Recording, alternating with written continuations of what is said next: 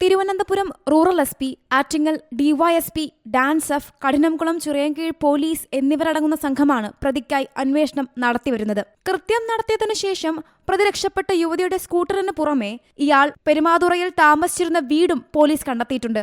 ഇവിടെ നിന്നും തിങ്കളാഴ്ച വൈകുന്നേരം പുറത്തുപോയ ഇയാൾ തിരികെ മടങ്ങിയെത്തിയിട്ടില്ലെന്നും പോലീസ് പറയുന്നു.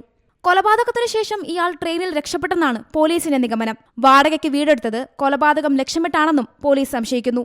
അതേസമയം കൊല്ലപ്പെട്ട ആതിരയുടെ ഭർത്താവിനെ പോലീസ് വീണ്ടും ചോദ്യം ചെയ്യും. ഇയാളുടെ മൊഴിയിൽ വൈരുദ്ധ്യമുള്ളതായി പോലീസ് വ്യക്തമാക്കിയിട്ടുണ്ട്.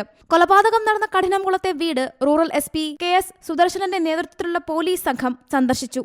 ചൊവ്വാഴ്ച രാവിലെ 11:30 അമ്പലത്തിൽ പൂജയ്ക്ക് പോയ ഭർത്താവ് മടങ്ങിയെത്തിയപ്പോഴാണ് ഭാര്യ ആതിരയെ വീടിനുള്ളിൽ കുത്തേറ്റ് മരിച്ച നിലയിൽ കണ്ടത്. കൊല്ലപ്പെട്ട യുവതി ഇൻസ്റ്റഗ്രാം വഴി എറണാകുളം സ്വദേശിയായ ഒരു യുവാവുമായി സൗഹൃദത്തിലായിരുന്നു. ഇയാൾ 2 ദിവസം മുൻപ് ഇവിടെ എത്തിയിരുന്നതായി വിവരം ലഭിച്ചതിന്റെ അടിസ്ഥാനത്തിലാണ് ഇയാൾക്കായി പോലീസ് തെരച്ചിൽ നടത്തുന്നത്. C Malayalam news, Thiruvananthapuram. ഏറ്റവും പുതിയ വാർത്തകളും വിശേഷങ്ങളും വിരൽ തുമ്പിലറിയാൻ സി മലയാളം ന്യൂസ് എല്ലാ ഡിജിറ്റൽ പ്ലാറ്റ്ഫോമുകളിലും ലഭ്യം.